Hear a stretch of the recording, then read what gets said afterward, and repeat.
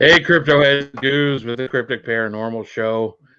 Welcome to an evening without a special guest interview, but you guys are the special guests tonight.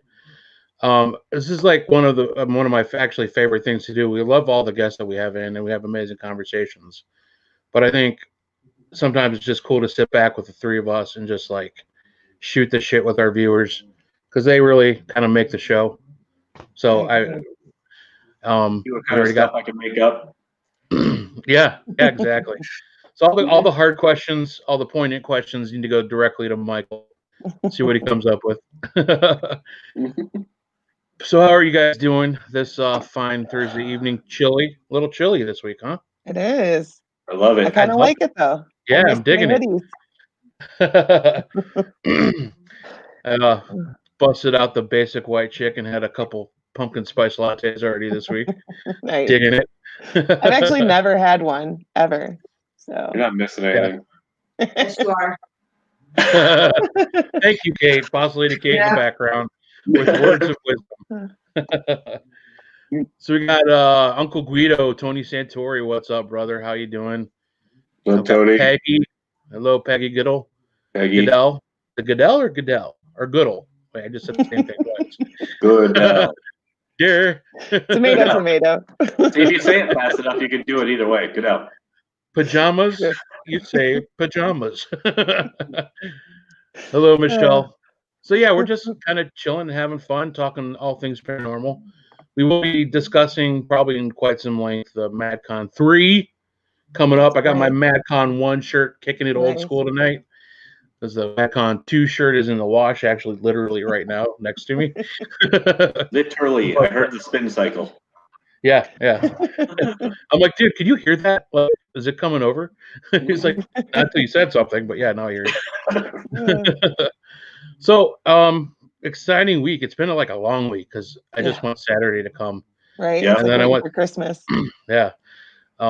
It's like we talk about it all the time. It's like a big family reunion coming up. It's like you just want to see everybody finally. Yeah. We might all have to stand 6 feet apart and Wear a mask. lengthy fist bumps and wear masks and everything, but I get to see everybody. Yeah. Yeah. I don't care about any of that. I'm excited. Yeah. So Lincoln might be coming too. What? Very cool. He's nice. so big. Oh, he is. He's so walking cute. And everything. Is he talking yet? Is he doing live shows? He's got a couple words. He's about ready to take over for me. Nice. Nice. He's up to my vocabulary level almost. Oh shit, that ain't hard. Nope. Just kidding, man. Uh-huh. But yeah, a lot of exciting things. It's been really hard to get through this week. It's actually not been too horrible of a week like the last few weeks have been. It's been a pretty good week. But yeah, it's just is it dragging out for you guys like it is for me? Yeah. It feels like it's been at least 2.5 weeks. Yeah. And here's the kicker. Now here it is Thursday night, and I realize I still got a lot of shit to get done. Nice. I mean, I'm not like bringing a ton of stuff, but it's like got to put it together. We're going to be part of the hunt on Saturday night, so I got to make sure everything is well charged up, and that takes time. And like, oh man, put everything off the last minute as usual. Well, that'll make tomorrow seem really fast, though. Because I know you'll be out of time. So right. And I got a softball game to go to tomorrow night, so it's gonna be a couple late nights. I got to stay up and get some stuff even after the show. So, yeah. Nice. So everybody tuning in, if you have any questions for us, let's start it. Let's get going with it. But what were you gonna say, Denise? I think it seems a little longer this year because Addie pretty much single-handedly handled everything. Like last year we were scrambling, we were doing a bunch of stuff like the whole month before MadCon. Mm-hmm. But this year Addie's just got it all under control and we keep going, do you need us to do anything? And she's like, nope, I got it. So I'm just sitting here just waiting and it's killing me. I'm really bad for you because you're like right down the street, literally. Right? I'm just gonna walk down and see if they need anything. Right? I'm just gonna hang out. Just watch Addie work her magic. See if you need any help. I'll be there Saturday. Thank you. And Eddie, put Eddie's up there. Eddie says it's Mars in retrograde. It's thrown everybody off, Oh apparently. gosh, is that what it is? Oh Gotta have gosh. something to blame it on, even if you don't believe Right? It's not my emotional instability. It's definitely Mars or something. it's not all the chaos and frustration and No. anxiety with all the school starting and things, the Yeah. bad stuff kind of skyrocketing a little bit, and just no, it's not Yeah. all that. No. It's Mars. It's definitely Mars. I honestly don't even understand what retrograde means. Yeah. It What does means that it looks like the planet is going backwards away from the Earth, mean? Okay, but it's not. It's a optical illusion. Okay. but it's doing something because apparently we're all feeling the negative energy it's throwing out, or Yeah. the whatever it's doing to us. Ray, you lied to me. I can't move comments over. What's that? You lied to me. I can't move comments over there. Are you in the actual website? Oh shit! Is that how you get it? Yeah, dude. Got to go to exactly where you were before, but since did you sign on the same computer, or do you do your work computer? So I did my don't phone. even.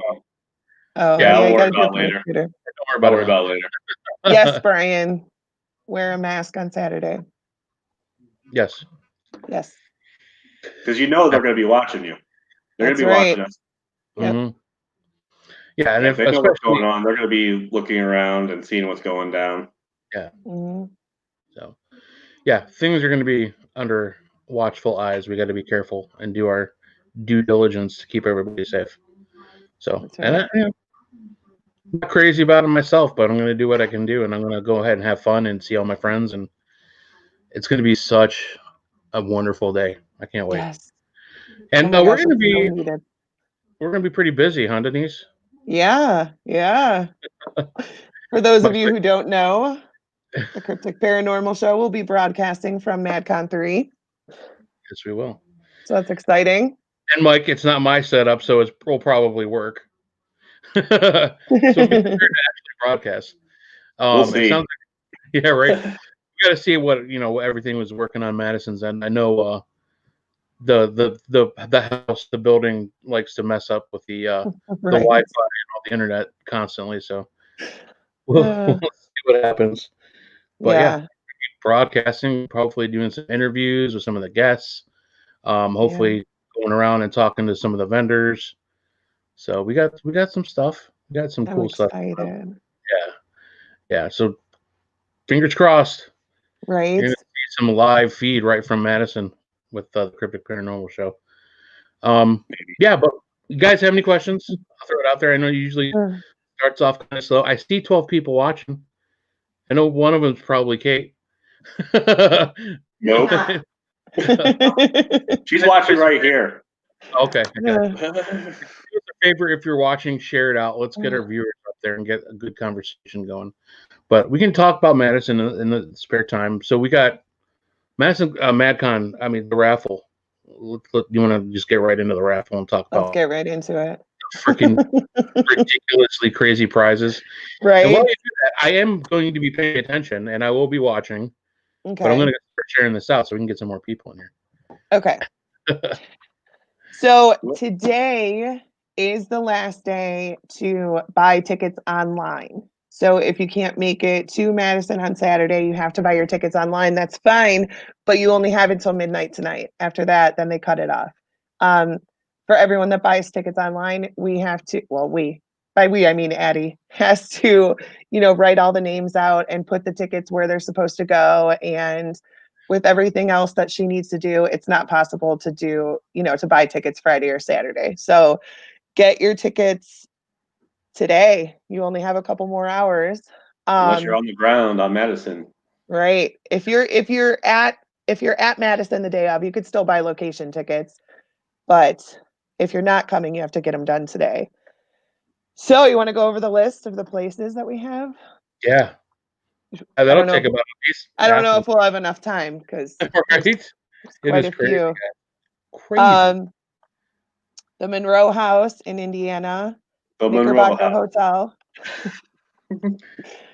Knickerbocker Hotel in PA, the Bonnie and Clyde Ambush Museum, Wildwood Sanitarium, Malvern Manor, Hillview Manor, Prospect Place, West Virginia Penitentiary, Wilson Castle, Trans-Allegheny, Old South Pittsburgh Hospital, Ohio State Reformatory, Sweet Springs Sanitarium, Old Paulding Jail, Madison Seminary, of course, Fairfield County Infirmary, Saratoga County Homestead, the Myrtles Plantation, Landell's Mohican Castle, the farm on Round Top Road, which is the Conjuring House, Hinsdale.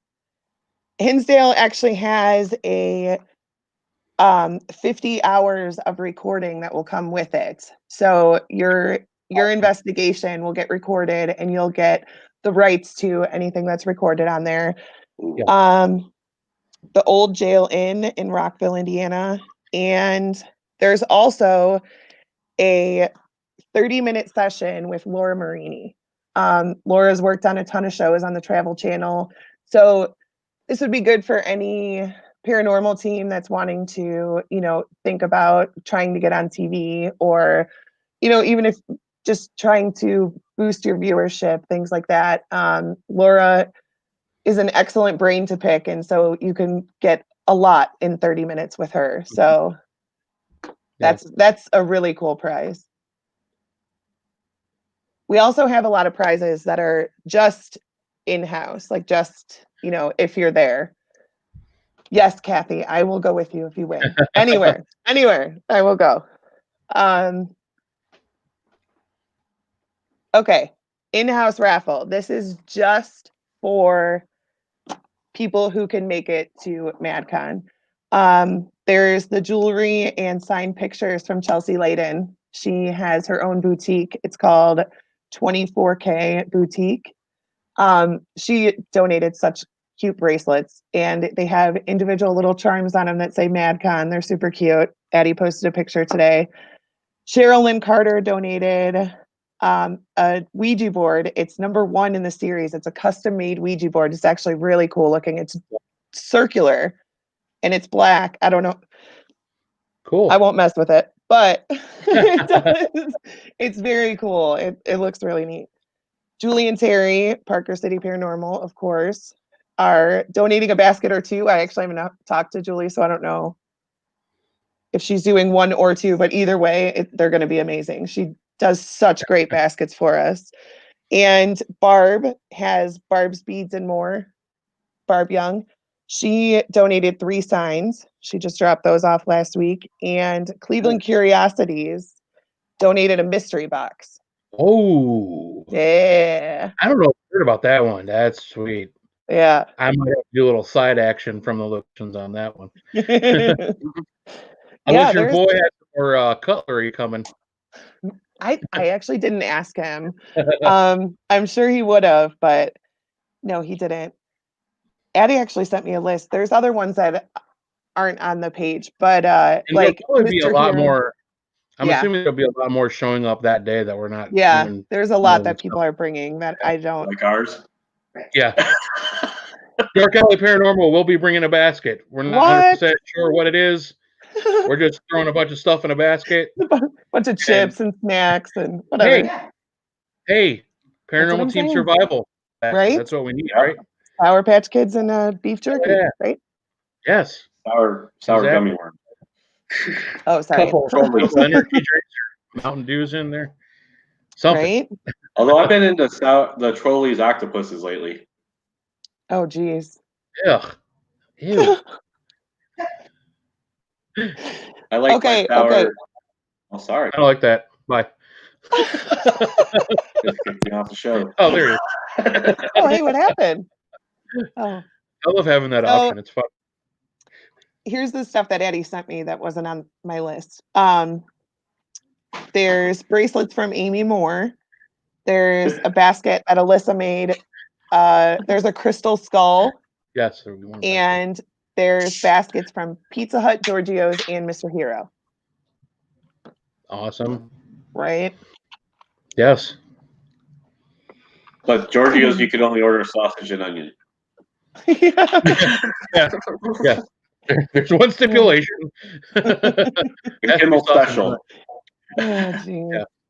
I would suggest to people who are planning on donating all their money to like one location. Yeah, that was bad. Bad choice of words. Put all your money towards one location. Look at the fine print and make sure it's something that your team can do, Right. something that you're actually interested in. Because there are a few little stipulations with each one.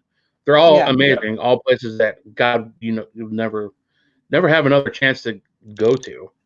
Right. So, but I mean, like as a team, we're thinking about putting all our raffle tickets into like one location that we can all agree on. Right. You know what I mean? But we gotta like, we know this person can't do anything during the week because they can't get off work. That type of stuff. But Right. it's good stuff. I cannot wait. I mean, it's so great for teams too. Yeah. If everybody puts in a couple tickets for a location, then you get a free event, a free investigation for you guys. That'd be awesome. Mhm. I agree, John John. can't. Don't let road anywhere near that Ouija board. Right. Yeah. Yeah, John said it too best. He's really excited just to bullshit with everybody this weekend. Right? Yeah. And it's all for an amazing cause. It's for cystic fibrosis. Got to Yeah. fight the shit out of that. It's horrible. I'm so excited for that. Yeah, We're gonna make so much money. It should be fun. looking forward to. There's Barb. I was just talking Yeah. about you. Yeah, maybe she knew. Right? Amanda shared her personal page. Thank you so much. Thank you, Amanda. Thank you. Yes, we are going to break records this year. Oh, we're gonna Yes, kill it this year, man. We're Yeah. gonna kill it. You can't Yeah. beat it. There's really nothing else going on. Yeah. There's It's good reason for perfect weather. Perfect weather. and especially if you want to be outside in it. I mean, because everybody's going to be outside. Right. Obviously until the hunt later, but it's complete 180 from last year. Yeah. We had a great time. We raised awesome money. We loved it to death. Right. Man, it was hot. Yeah. Oh. And we had so many people not come just because Yeah. it was like dangerous hot. Yeah, You know what I mean? Like Yeah. it was very nice that Kimmel gave away free water. Oh my God, I can't even remember how many cases and cases of water we went through. But it was too much. Huge fans to make sure everybody stayed somewhat cool. Oh my gosh. As Yeah. cool as possible. We I had was the right best. by our table. It was nice. Yeah. Yeah, you guys lucked out. You had a good spot. Tony's, how hot was it? Hot as fuck. Right. Oh my God. That's putting it mildly. Yeah. Right? Tony brought those giant fans, thank God.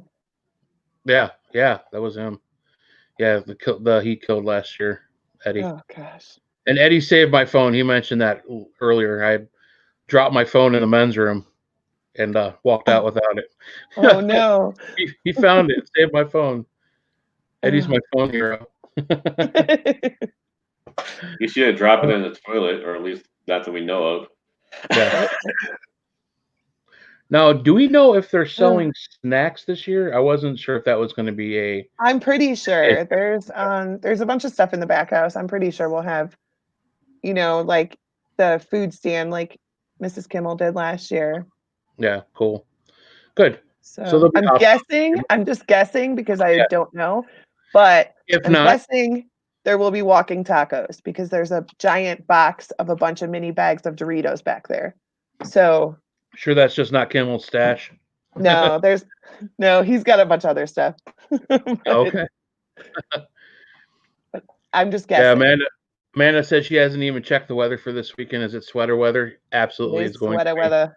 I think what was the high going to be there again, Mike? 63 or something? Yes. Perfect. That's 63. John has 59, but I looked at my AccuWeather and Accu. Don't fuck with AccuWeather. You're so fancy. It never does me wrong, man. It never does me wrong. What happened to the pig roast? I think John, you were supposed to plan that, I think, weren't you? Yeah, John. How are the plans coming along with that? I was really hoping for some crackling, man. Little pork rindage. All right. So have you been have you done any ghost hunting recently at the Madison? Since we're talking about it. Not too much. There's been some developments where one of our residents is coming to me in my dreams, but it's Oh, not scary. It's not bad. But other than that, no. No, I haven't been in there much. The teams that have been in there have been getting a lot of good stuff. Probably just because we got so much done on volunteer weekend. Yeah, The building looks so different. All of the really rooms are set up. Oh, it looks so nice. good. It looks Can't so wait to see good. it. Yeah. Are they gonna be doing day tours there? Yeah. Somebody asked me about that at work, so that's what I was like. Yeah. Well, Yeah. we usually do day tours. I don't know how much they are, but Yeah, So it's a good chance if you weren't able to get tickets to the ghost hunt, right. come do a out and day hang with tour. us. $5 a person, and they're doing day tours. Good chance to walk around and see everything in the daylight. I'm Yeah. sure they're See gonna all be the hard work. reasonably priced. Oh yeah, I'm Yeah, sure. yeah. See, And the building, you know what? The building looks so different during the day. I feel like even it really people who have been on a flashlight tour or something should go, during a day tour. Because, Yeah, I agree. nighttime you can only see what the little bit that your flashlight shows you. Yeah, But yeah, during the yeah. day you could see every part of every room. So yeah. Oh, it the amazing freaking architecture and right? all the small little details that you can't see in the Yeah. dark. Yeah. Um, Really cool stuff. It's definitely But different. So yeah, so if you didn't get a chance to get in on the ghost hunts either Friday or Saturday night, great chance for you to get a walkthrough, hear some of the stories, hear a lot of the history, a lot of yeah, the for history, sure. Yeah. like seriously, like volumes of history, because That's that place right. is like a living history book with several chapters. Yeah. And Um, and so many that we haven't even learned yet. So right, right. And Mama Santori said it's active during the day. It oh, surely for is. sure. So you never know what you might catch just walking, doing a daytime walkthrough. Right. So it's good stuff. A lot of vendors going to be there. A lot of Yeah. teams. Dark Alley is going to be there. Uh, who are some of the special guests coming? We have basically all of our guests from the last month and a half will be there. Cindy from Sweet Springs. We got Daniel from Hinsdale House. There you go. Yep. Got the guys from Gateway Paranormal, Resident Undead, of course, Steve Brott. And last but certainly not least, Eric McGill and Woolava. Who let those Dale guys Williver. Yeah. I No, those guys are amazing. They deserve They know. are. every bit of That's long every. overdue, if you ask me. I feel like they should have been a special guest from day one. Yep. Big part of the Resident Undead crew. Um, Yeah. and our Haunted Minds, their YouTube series, freaking amazing stuff. I can't wait for Yeah, I've been episode 2. following that up to everybody. Yeah. Yeah, yeah. I mean, if you haven't seen it, Our Haunted Minds, the Madison Seminary episode was absolutely incredible, and Yeah. I can only imagine what kind of awesome stuff they're come with Fairfield Infirmary. It's going to be Right. good stuff. It's so funny because when they first told me about the idea for the show, Mm, like, pairing like science and the paranormal yeah, together in one episode, I kind of was like, why has nobody ever done this before? You know what I mean? Like yeah, it just seems like it makes so much sense. Like I don't I don't know why it hasn't been done like that before. yeah, I love it. yeah. There was one show a long time ago. It was actually the one with John Tenney and Ed Lindbergh, where they sort of they what they did was they worked on theories like on how to interact with spirits, but it wasn't the science of this. Our Haunted Minds is about the science of why we may see things. Like, well, that's the thing was with that Madison with the red dot Mhm. experiment.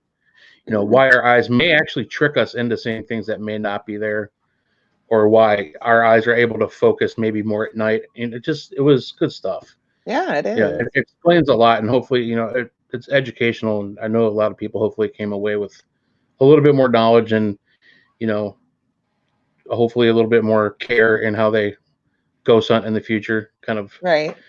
Can't always jump to the conclusion that what you're seeing is a ghost or shadow. Right. Maybe it really could be your own eyes playing tricks on you. But Right. what were you going to say, Mike? No, everything's a ghost. Who, me? Yeah. No, I was going to say you can't be like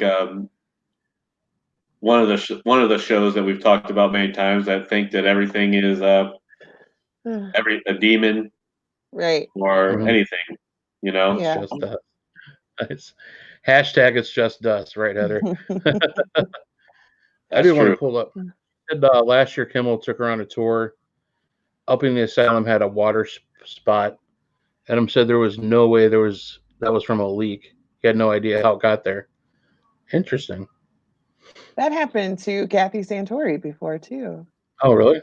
Yeah, in the asylum. Hmm. Yeah, it's weird. Interesting. Is that a thing?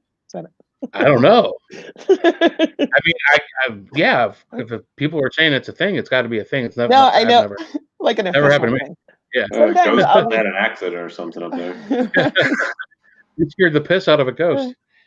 They're like, oh shit, tour's coming. Right? I'll take people on tour and I'll say like, this happens in this room. Like, I don't know if that's actually a thing. I just know it happens here all the time. Like, Yeah. I don't know other places, but oh yeah, see, Tony saw it. Yeah. Oh, Kathy's got a video. Kathy shared a YouTube. Guys, I'll have to check that out. Yeah. That always kind of leaves the question for me though too. Like, I was just joking about scaring the piss out of a ghost. You guys ever think about how ghosts perceive us, the living? Yes, right? all the time. Yeah. Like, are we haunting them? Right. It's interesting to think about. I mean, I would just speak based off some EVPs we've been able to capture. Like at Shalersville, when we were investigating Shalersville, one of the best EVPs we got, we hear a female voice. When we're asking, Sarah, who's you there? We get the response, who are you?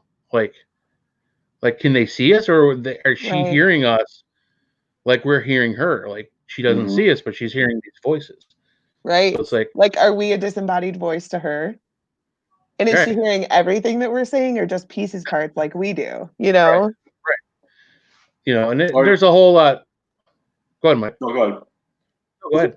No, I was gonna go on to the fact that there's also that they might be like messing with us. Yeah. As well. Yeah. Like, all right, I'm gonna yell. This is me just joking. I'm gonna yell help in here and see how many people freak out.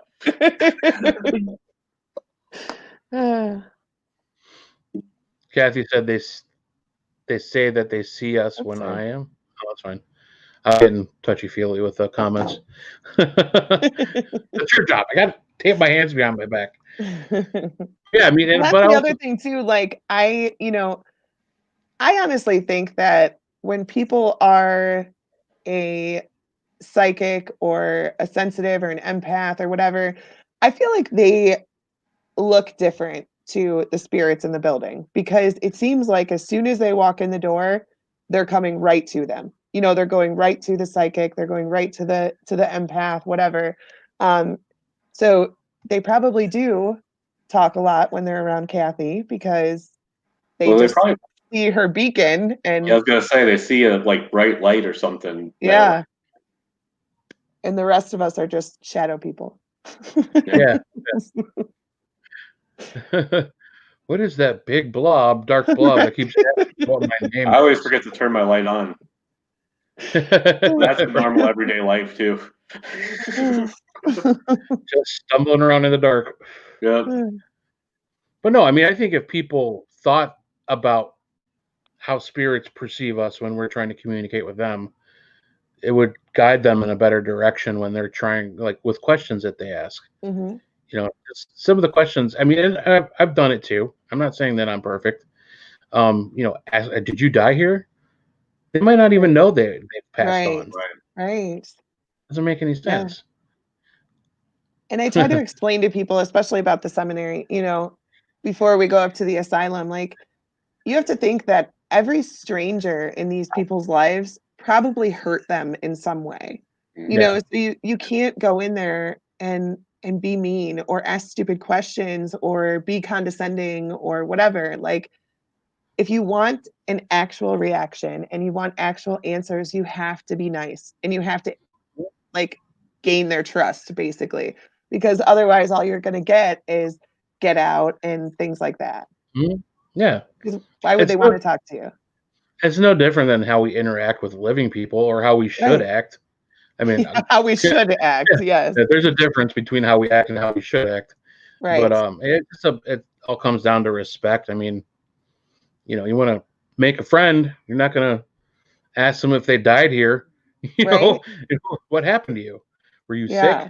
It's like, Are you no. crazy? Like, don't Right. say that. I got Probably a not. little jealous last week when Eric said that Kathy said all the girls, dead girls, like him there at Madison. I was like, well, I gotta get back there then, I guess. Yeah. Yeah. They're forgetting Yeah. about you. You're old news, buddy. Right? I'll get him back. Old news. There you go. Mhm. Gonna make it his mission. We did have a question here. Sam Thomas asks, y'all feel like they're right beside you when you hear a response? I don't never know. I feel mean, that way. no. I mean, the few times I've been lucky enough to like hear a disembodied voice, it was usually from quite a distance. It's usually Mhm. had enough echo to it, and it sounded like it was away, like far away. Yeah. Now, as far as where I think they were actually located, who knows? I mean, I don't know what sounds like on the other side, traveling through whatever dimension to get to us, or things like that. But um, you know, I have yet to have like a whisper directly into my ear. Probably freak the hell out if that happened. Right. I mean, to be honest with you, I would accept it and roll with it. But I have, from what I've experienced, most of the like disembodied voices we've received have been, several feet, if not a whole room away. Yeah. Yeah. I think you can feel when they're close to you, like your body tells you. Yeah. If you're like paying attention. Yeah. So maybe I when think- you're doing like an EVP or something, then you might be able to feel that they're right next to you. Yeah. But I would agree. I only one time heard laughing in my ear, and that scared the shit out of me. And I immediately Yeah. texted Shelly. But for the most part, they have been like, you're in a room and you hear it in the hallway or something, like not Right. close. Yeah, for me, it's always been at some kind of distance. So I think it would be hilarious though if you're just like in the dark, standing there No. with nobody around, staring down like a long dark hallway. You feel a presence beside you. Obviously, you don't see anything, Right. and you just hear "What's up?" Like Hey. some guy like sitting next to you, like staring down the hallway, trying to figure out what the hell you're staring at. You're like, what are you looking at? Oh yeah, What do you see see? something down there? You Yeah, guys are like, I'm afraid to go down there by myself. Go ahead. well, I always think about that kind of stupid shit, especially like 2:00 in the morning when we're Right. like we should be packing up, but we're not. And Yeah. Let's Yeah. talk about stupid shit on the porch. It's freaking hilarious. So just like regular guy standing next to you. What's up? What are you looking at? What is it? Yeah, right? Like, Kind I'm of not like going in down school. Yeah, kind of like in class when I'd like just lay back and stare at the ceiling, and then the whole class would be staring at the ceiling in like 5 minutes. Like, what the hell are you looking at? But, we had a question here from Amanda. What are the? No, wrong one, dummy. Sorry, Sam. We'll get back to you. What are the place? What area of the place gives you an eerie feeling, if it does at all? I don't know, Denise. You want to answer that one first? I have like 30 areas. So the place I feel comfortable is on the porch. Right. Yeah. So when you walk through the back door, yeah, anywhere in there. That's Right. gives me an eerie feeling. No, but I do have to say that for whatever reason, the two hallways, both floors, the first and second floor, like the caretaker's wing and then Sarah's floor, the intersections of the hallways on both of those floors, like really, really, really bother me to the point where like you walk real fast and just don't look at anything. Just walk really fast. Hope you don't see anything out of the corner of your eye. Right. I always have my That when flash. you first walk up the stairs, like And when you you walk turn every time. Yeah. Yeah. They're super creepy.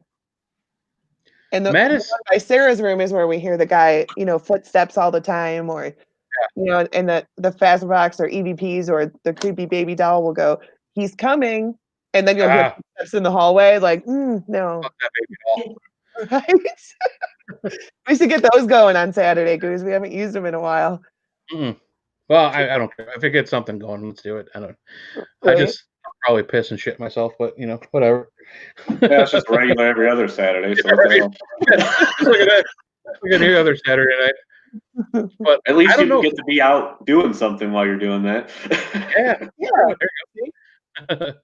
What about you, Mike? Is there any place in the Madison Seminary that makes you feel weird, freaks you out a little bit more than any other? You know what? Like, I think when you're all the way down the hall in the asylum, all the way back to the back, Mm-hmm. where you like go, you turn the corner, and you're just kind of there, and there's like, there's no way out. Yeah. Yeah. Unless you bust out the door and go down really fast and hard. Yeah. That gives me a little bit of the creeps. Yeah. Yeah. A lot of people stay in the laundry room. I never feel creepy there. Like the actual laundry room, or like the room with the hole in the floor? Yeah, you guys talking about the hole in the floor room, or because the laundry room's the longer room to the right, right? At the end of that hallway. Yeah. Yeah. I get good stuff at the end of that doesn't bother me hall. too much, but Like by the drunk tank, I get good stuff there. Yeah. Yeah, that's where we had that. They used to have that motion sensor light. Yeah. That went And off that on me. went off, and nobody was in the freaking hallway. Yeah. So we're out there for like 15, 20 minutes testing. It's like it's like limits. Right. But trying to make sure we didn't like stick an arm out or shadows or whatever couldn't set it off. But yeah. I was trying to make the motions of like a bat. Like I was like sitting there like yeah, right. Doing shadow figures. Yeah. But I mean, for me, it's constantly changing for me at Madison. Mm-hmm. It's just weird because I mean, back in the day when we Heisenberg and I started ghost hunting there. I mean, the Civil War side, there were times we never even would go over there. Right. It was just a lot of people empty, still don't. It's still underrated. It's it's only one floor, whatever. Yeah. People don't go. We used to go to the basement, but then they had it locked up for the longest time because they weren't cleaning it, and it was just a disgusting mess down there. But now that it's clean and open, you guys got to give the Civil War side some more action, because it's even with a big group of people, we had amazing stuff. Yeah. It gets super intense up there. Like sometimes we'll walk up and we're like, maybe not tonight. Like it's just really putting off bad vibes tonight. Yeah, my grandpa boxes. Yeah, my grandpa box was crazy there. Yeah, that was crazy. Phasma box always does well over there. That's where I think the Seven Circle Boys had an issue with at the last MadCon with their public ghost hunt that they were guiding. We've had a couple people have issues over there. Yeah, I don't know who any other of those people. Yeah. I don't know any of those people. But yeah, I mean, they like must be weird. Yeah, right. But yeah, when we first started there, that was we just kind of skipped it usually, whatever. But now, and I don't. Do you guys think it's anything to do with the fact that obviously you guys have put work into it, and how much of that do you think is connected to the furniture and some of the antiques that are put in there? Actually, that's entirely possible. Because it is like the first section that was, completely done. Like every room's done on that floor, The rest of the building wasn't like that. And we are always, always, always bringing new stuff in there. So yeah, that could be it. Yeah, that's something I've always wondered. Is that because of the stuff that's brought in? Just because I know like when we work at Shalersville, it's always kind of a weird thing. you always go for the people that you know who've lived there, but there's so much stuff that's been donated. Right. Like, and like seriously, like serious, like antique stuff, like hundreds of Right. years old. Yeah. You don't know, like, and these are things that probably meant a lot to somebody, Right. or people's prized possessions. I mean, there's a gentleman there that was, he was, he had very heavy Native American blood. He was a resident of Shalersville, and he worked for, or he would help out with Lakeside Gravel and sand companies finding pockets of minerals that they were looking for.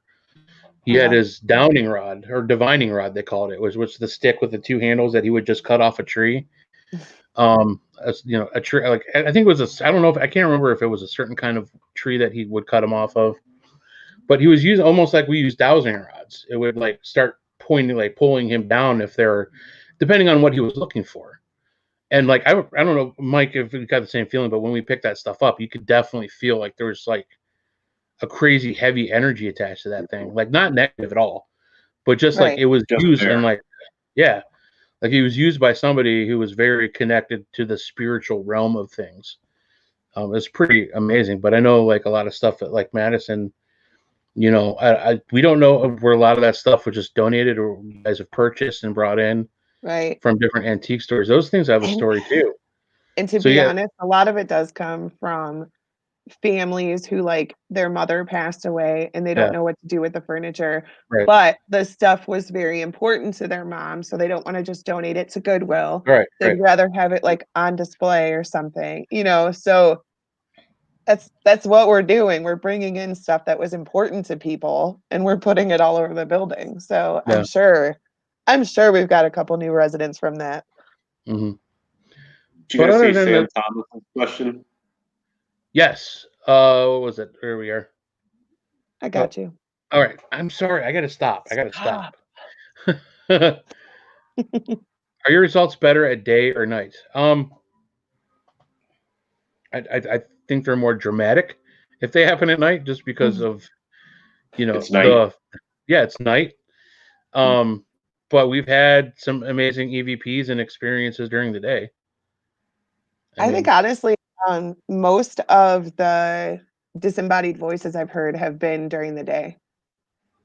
I yeah. don't know what I'm sure there's no actual correlation, but, Mhm. that's when I usually hear them is when I'm, doing a day tour or up there during the day just working on something. Yeah. But Well, I had a the other one was a baby crying, and that was at nighttime, and that scared the shit out of me. But the other ones Uh, were just people talking. Yeah. yeah. I had a good day That was one when we were at the Bell Nursing Home. I hit my head on the basement and I got that. That's one Yeah. on the EVP. Yeah. Yeah. I hit it hard too.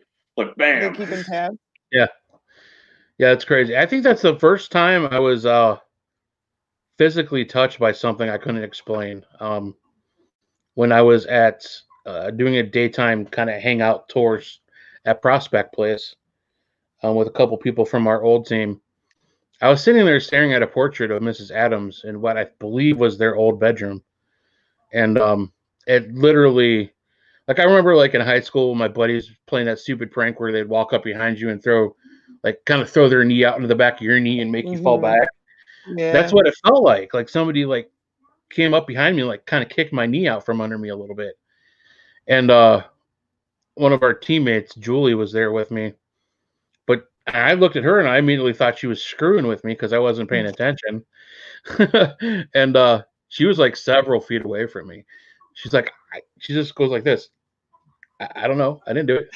She said, I definitely saw that your knee was definitely like weird. Like, I mean, like I Right. don't have the best knees, but my knees usually go the wrong way if they do anything, not just forward. It was crazy stuff. But we've had, and we've had, like Mike said, we had some EVPs.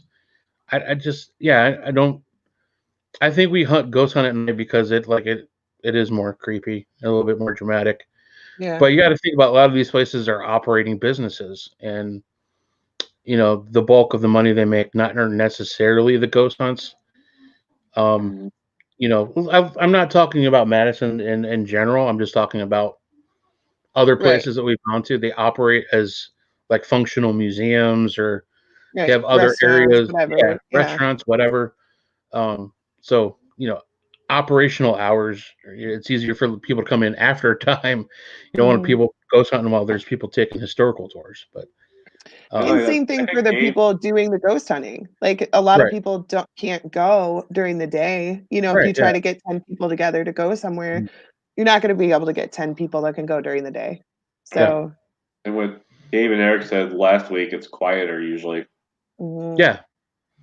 No, that makes absolute sense too, and I agree with that as well, because I mean, especially if you're trying to start feeling things, more sensitively, like spiritually, you want to cut off some of the major five senses. You know what I mean? You want to kind of cut back on the vision. To make sure it's nice and quiet, so you're not hearing a whole lot of stuff. So it makes it easier to witness something, I guess, if it does happen. Right. And a lot of, convenience stores. One time, the 7-foot-tall man followed me to work. One time. Maybe he just wanted a monster. Actually, that was where I heard the laughing in my ear too. I was at work. No shit. Yeah, and somebody was laughing in my ear. And for whatever reason, my first thought was to call Shelly. I think something happened right before that. Like maybe I thought I heard her talking, and then all of a sudden I hear her laughing in my ear. Almost like they made me hear Shelly, and then they were laughing about it. Like, weird. Like it was weird. But yeah. I wonder how Kathy would explain that one. That's interesting. Yeah, that was. What was that experience all about? That's weird. It was weird, and it was like I could feel the breath on my ear. You know what I mean? Like, oh, it was so creepy. And they were just there to get a Twix bar, right? Yeah. I just want a Twix and a Mountain Dew, and I'm out. I just don't know where they are, so I'm like asking you. You guys are bringing them to this building all the time. Yeah, right? I know they come from here. Somebody left one as a trigger object, and I ate it, and it was delicious. I think it was meant for Sarah, but I ate it anyways. But it was only the right Twix. We've left some weird stuff there. Yeah. You get an EVP that says something like, "What can we bring you?" And that we ask, "What can we bring you?" And they say smokes or cigarettes or something. So we're like, "All right, here. Not going to leave you a lighter though, because I don't want to burn the building down." Right. Yeah, I mean, if we I was with who was I with? I was Kathy Weber, a friend of ours, at one of the public hunts that we hosted before Adam purchased the place. We kept getting cake over the spirit box. When like, "Can we bring something to you?" Like when we were in Sarah's room. And the first thing, which was I found interesting, was we were getting a little boy coming through saying that he wanted cake. Like, "Is your name Sarah?" Like, "No." "Are you a boy or a girl?" And like, he would just say a boy. And it was just weird stuff. And just like, what would make you happy? What could we bring you that you would like? Cake? Like, okay. So I'm just going to go get cake. Yeah, right. Just going to go get some cake from Giant Eagle or something. Just leave it in the middle of the floor. Right. Here you go. It wouldn't be the weirdest thing we found in the building. So I'd be like, "Where's my candles?" If somebody asks for cake, you bring them cake. Right. Right. Let them eat cake. Yeah, they're like, "You want me to eat this without a fork? Where's my fork?" Yeah, right. Right. You're a kid. We don't use forks. I wanted flowers on my cake. Tony Santori said he heard Shelly talking and laughing in the basement area of the Aha cottage. Called out to her and nothing, said okay, went outside, and she was sitting on the table. Or at the table. That's funny. But that's happened. Said it was Shelly at my work too. She said it was her messing with me in the fourth dimension. I wouldn't doubt it. But that's why I texted her, but she said she didn't do it. Yeah. I was like, "Are you trying to astral project?" No. She said she wasn't. I don't know what the hell that was. Kathy said flowers are the best part of the cake. I completely agree. Is there such thing as cake with too much frosting? Yes. Depends what kind of frosting it is. Right. What do they call that? Oh, I'm gonna get into food again. Never mind. I'm spoiled now. I don't like store-bought frosting anymore now that my best friend has a cupcake business. Like I Yeah. can only eat her stuff. Like I go to parties and stuff and I'm like, oh, regular cupcakes. No thanks. These aren't caliber cupcakes. Right? It's ridiculous. I'm a snob. You're like throwing them on the ground. Right. Okay, ugh, gross. What is this garbage? You call this a cupcake? He threw it on the ground. Yeah. Eddie Penn said doppelgangers. Yes, I believe that is definitely, from what I've heard. I have not witnessed it myself at Madison, but I haven't. Addie saw mine Yeah, see? walking in the I could have asylum. swore you just said Addie smelled yours. I'm like, what? She smelled yours? No, that's what I thought she said. I'm sorry. Depends if I've taken a shower or not, I guess. Yeah, I know Jeff Fenton has been seen by a couple of people. Yeah, Kimmel. Tony Santori said buttercream or whipped cream. I'm all about the buttercream. Sorry. I like the Duncan Hines frosting, man. I eat that out of the can. Yeah, do you ever put it on a saltine cracker? Do it. Yes. That sounds good. Yeah, pretty do good. it, Kate. Yeah, it's pretty good. Pretty It's good. the same thing as No, it's pretty good. chocolate covered pretzels. It's Yeah, it is. salty It's and pretty good. sweet. Do it. There you go. You're welcome, everybody. Well, it's funny because we always get into the food conversation, but that seems to be such a big part of ghost hunting now. Right? Yes, Like, it what is. snacks do you bring? Like we always talk like, what's your favorite snack? I just did a private hunt. I rented the building and brought a bunch of my friends who have never done this before. And most of our conversation in the group chat was about what everybody's bringing. And did you see this recipe? Maybe we could try this. Oh, okay, I'll bring that. What about I'll bring this? Most of the conversation was about food. And I'm like, you guys will be perfect ghost hunters. This is how it works. Right. Talking about food, Ray, I Yeah. loved your response to Trent. I only wish I would have got there quicker. Yes. So everybody knows, if anybody knows our teammate and one of the old MadCon crew, he's still part of the MadCon crew, but he lives in Arizona now, so he can't, physically be with everybody, but he's with everybody spiritually. Everybody knows him. Unfortunately, we love him to death, but he's extremely accident prone. He's always seemed to be busting something up, and he said, "Man, I really want a donut." He posted this on Facebook. And I said something along the lines of, "You better not. You'll get your finger caught and you'll break it in the middle of the donut, and it'll be a whole thing." I was very happy with that response. I was like, "Damn it, Ray!" Got there before I did, but I did ask him if he's I was ready on the to ball trip into the Grand Canyon. Yeah.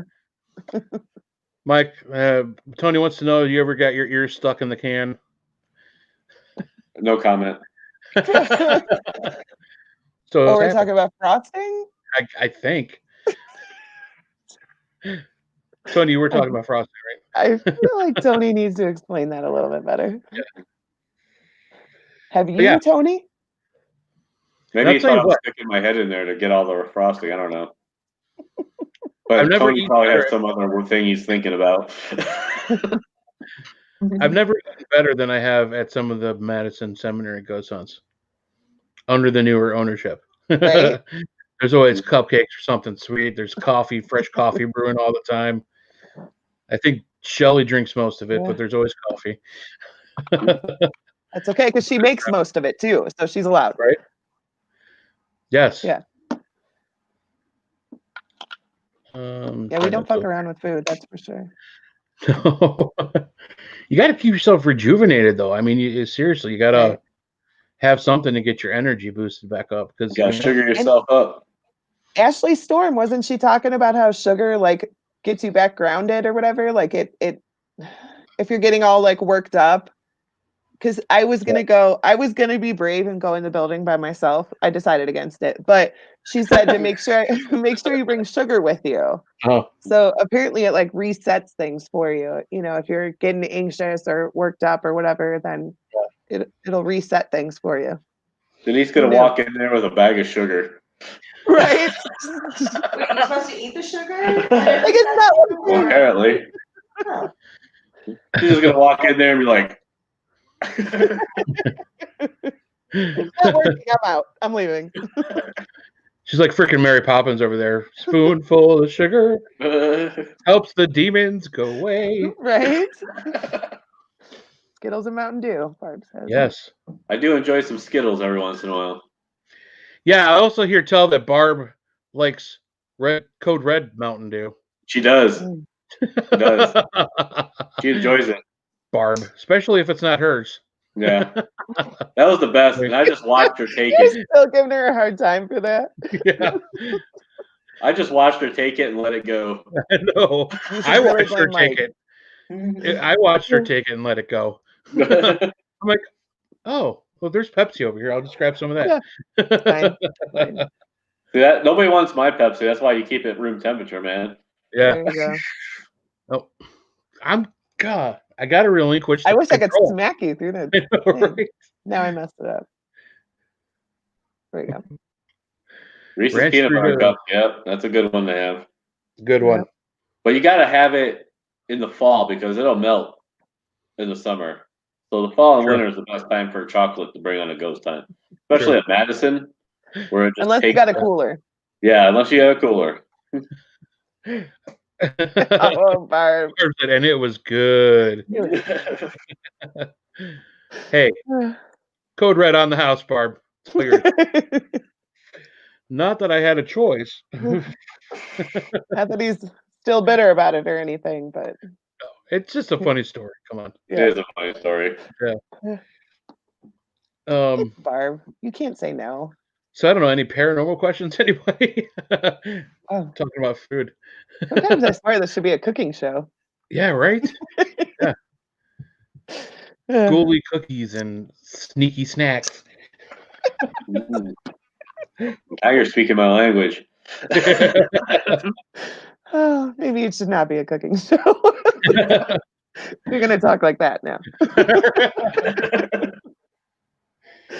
Let's talk about tapioca. Oh, No. God. Ray loves the tapioca little balls. I love how he's like, we need to take a break. Yeah. We'll be back in 10 minutes. Smoke break. Be right back. We can't even talk. Okay, here we go. There's a question. Tell me more about these scrying mirrors. Not a fan. I still have yet to try. I think it's the same. I don't know. No. I don't know. The more I learn about them, the more I'm interested in them. But also, the more I read the bad experiences people have had with them. Right? So, like, I know Shelley runs the Beyond the Senses, the raffles. Yeah. I've really like been back and forth on that black onyx scrying mirror. Yeah. I'm like, I'm gonna buy a couple really spots. cool. No, I'm not. No. Like, can I go really for cool, it? Maybe not. I can't do it.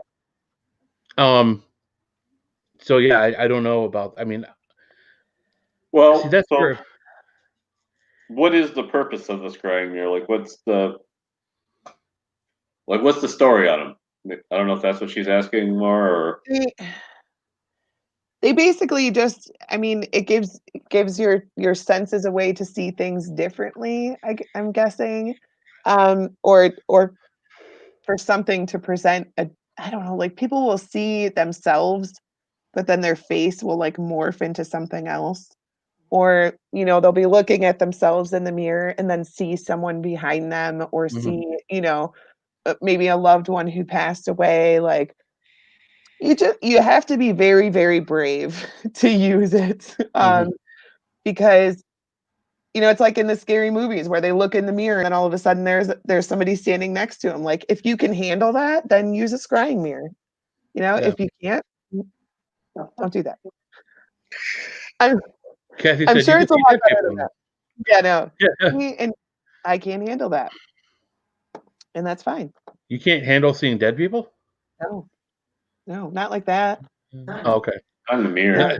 Not standing I'm behind okay you in a with mirror. yeah, I got you. right? And like the Yeah. perfect facial features and everything. Like I'm okay seeing a shadow figure Yeah. across the room. That's good. You stay there. I'll talk to you from here. Yeah. But to see an actual face or to see my own face like morph in the mirror, I think that would scare the shit out of me. I don't think I could handle it. Yeah. I don't know. I'm also a chicken shit. So, Right. if that's your thing, Barb, then go for it. You don't have to explain yourself. Yes, Kate said you don't have to explain yourself. Thank you, Kate. Kathy said, I'd "What give it kind a of?" try, but like I'm afraid of things appearing in the mirror. But I think I'd give it a try once. We'll see how it goes. Kathy Centauri also said the obsidian is also used to release dark energy. Do we want to release it, as in like Right. If it's gonna come from the mirror get rid or of it, or it's released from the mirror to you? We should have had Kate her is on. laughing at your jokes like crazy, Denise. I'm so confused. Just Oh bring her God. on. Right. Come on, Kate. Join the fun. I think she just enjoys Um, to laugh at us back there. Right. yeah, Yeah. Barb said she's seen more people talk about them, and I noticed too. When you watch paranormal documentaries and stuff come out, there seems to be, regardless of the legitimacy of some of the stuff that we use in the field for investigation, there always seems to be a fad in some of the things that we use. Mm, I don't know Right. if you noticed that. Like, yep.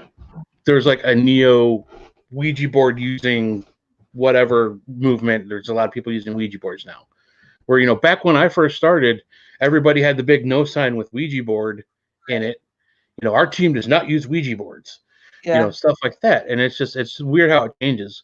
And I've noticed like the last couple documentaries that I've watched with certain teams, there's a lot more usage of things like the Ouija board and scrying mirrors and, Sensory certainly more deprivation.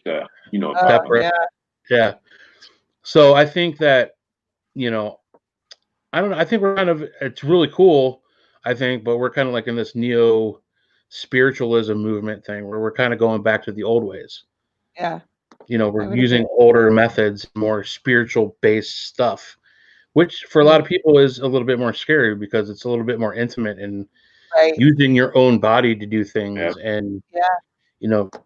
opening up your senses to things that you may not be prepared for, Right. especially if you're new to this. And But I think that's a lot of what it is. Maybe there's not maybe that thing over your shoulder has always been there, but you've never opened yourself up enough right. to see it. But now you're actively Mhm. trying to see it. Yeah. And so it's able to appear to you. Yeah. It's not, it just came out of the mirror or, Mhm. it's just you're opening yourself up, like Eddie says, Yeah. Yeah. to the experience. Maybe Mhm. you don't always, maybe you walk into a place like a little bit scared or a little bit Right. hesitant. But then when you're Yeah. looking in the mirror, that's what you're trying to do. Mhm. And Eddie mentions it's all dangerous. I think anything is dangerous if you start doing You're not things that careful. you've never done Right. before. I Right. mean, do some background. I mean, experiment a little bit carefully. Yeah. Just don't go balls to the walls into a big investigation somewhere that has a horrible history. And Standing in front of a door-length scrying mirror. yeah, Right. yeah. I mean, just you gotta take it easy. Be careful with anything. I mean, it's the same thing. Say somebody who just bought a gun for the first time, but get some freaking training before Right. you use that. You know what I mean? Yeah. Get some background to it and little history on how to use the thing and practice. And how to protect yourself afterwards, Is it Yeah, like a Ouija board and everything where you have to close out the session and, right. and say you're stopping your Mhm. communication? Like, what if you don't do that? Like Yeah, maybe that's something you need to do. You should probably look into that if you're going to use one. right. And going back to Kathy's like asking what bad experiences I've heard, it's just basically what you've already touched on. People not being ready for the things that they see in the mirror. Right. Or, because I mean, Kathy just said it releases energy. Now, Mhm. I didn't quite understand if she meant by releasing the dark energy as in releasing it out, like She just clearing sounds like for space. healing. It could be Okay, used well that for makes healing or sense. Yeah. something. That's good. But I've also heard people who don't understand what they're doing, and before they know it, they're overcome with something, a negative energy or just some kind of energy that they don't know how to deal with. Right. Like what happened to me on the Civil War side over there that night. Right. But I wasn't even open to myself. I was open. It was, I think it was just a victim of circumstances on that one. You probably weren't paying attention. You Right. said it was quiet. You weren't paying attention. My guard was down, and I was already. Guard was down, and that's if you're doing a scrying mirror, that's the same thing. You're obviously gonna put your guard down because you're trying to have an experience. I was gonna say, what's the point if you're like looking through the mirror, going, nobody's gonna see me do anything. Right. Mr. Needs to be holding that with her bag of sugar. Don't see anything. Don't see anything. Don't see anything. It'd be good, I'm sure. Yeah. Plus, you get some sugar. Got Mr. Matthew Field from Gateway Paranormal was a guest on the show a couple weeks. Going to be one of the featured guests at MadCon 3 this weekend. MadCon 3. Made the comment, I have a love-hate relationship with Scrying Mirror. Yeah. It got some crazy energy attached to it, which is cool, but also stays locked up for that reason. Yeah, so that's good. Do you lock it up in a particular way, or you just have it locked up? Like, do people like kind of seal that for a little bit? I don't know. So I'm asking Matthew that. People usually have them covered too with some sort of cloth or something. Yeah, right. Got Devil Hour Production. I think that's Mr. Matt Benton. What's up, brother? How you doing? Mr. Musgrove's in the house. Mr. Musgrove's in the house. He must be sitting back up. No, there he is. Is Matthew Field going to bring his acoustic this weekend? That's right. We told him. Are we doing some paranormal kumbaya? Well, they got a band, so we're going to make them sing in the asylum because it's good acoustics up there. Awesome. I'll be in. I'll pretty good acoustics up there. Yeah, there is. Good stuff. That's something I've always. Oh, wow. What's that? Well, there we go. It's in a wooden box with locks on it. That'll do it. Yeah. Hopefully. Oh no, he's bringing it. He's bringing it. Nice. Guys, there you go. I have a feeling we're going to have an interesting weekend. Yeah. I think these hunts are going to be a little bit different than we've witnessed before, or that I've witnessed. I'm interested. Like I would watch someone do it, but from the other side of the mirror where I can't actually see the reflection. But it would be cool to watch. Yay! Strap it to your hood.